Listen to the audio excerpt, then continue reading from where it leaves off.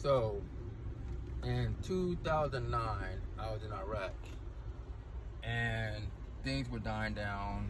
And to boost morale, we had a marathon that they were going to run around. You're going to run a marathon, just put it that way.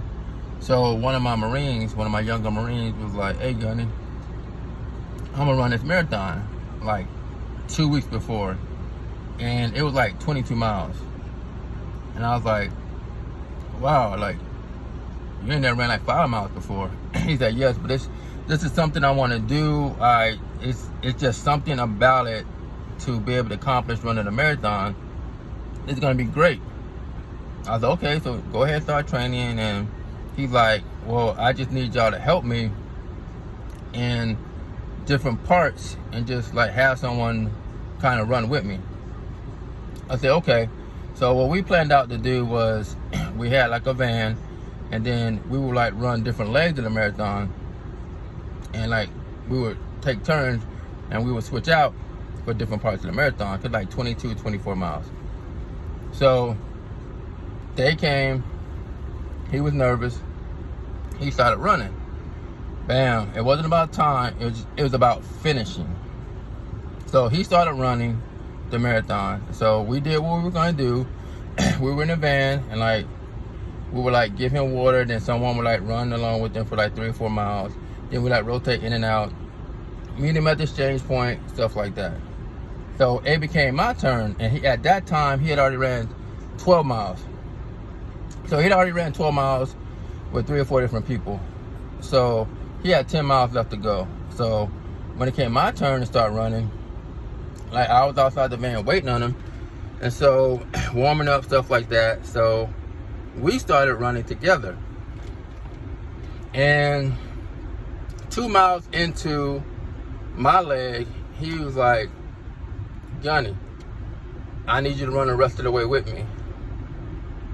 I looked at him and I'm like, in my mind, I was like, damn, he got 10 more miles to go, 8. Wow. But I couldn't say no.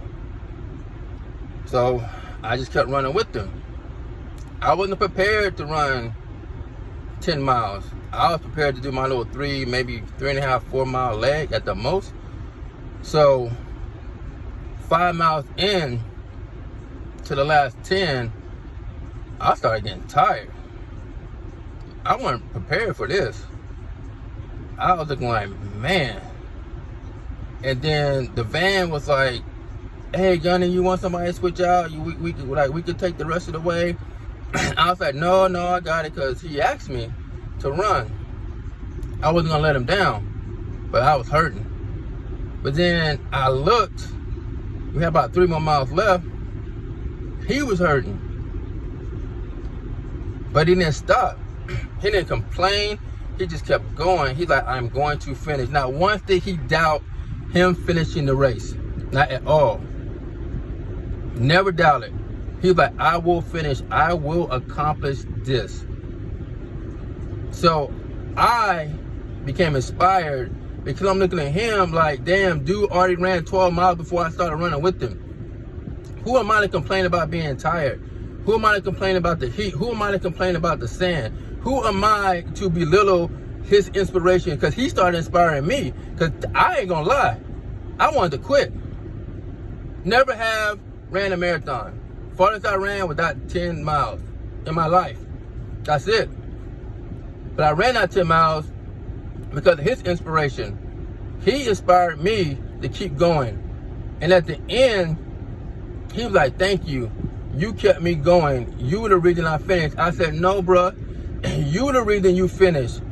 You were the reason I finished. I was tired. I was not prepared for that. But I couldn't let you down. I couldn't be the reason that you couldn't accomplish your goals. You inspired me, because that was amazing. You ran 22 miles. I only ran 10 out of that with you. I was only running with you. I was only in your footsteps with you for part of your journey. So who am I to compare my pain to your 22 miles of your journey in your life? Who am I to compare what I'm going through to what you went through for those 12 miles before I got with you. Nobody. See, we're always comparing our journey or part of our journey to someone's full journey, instead of being inspired of them getting to that point of their journey.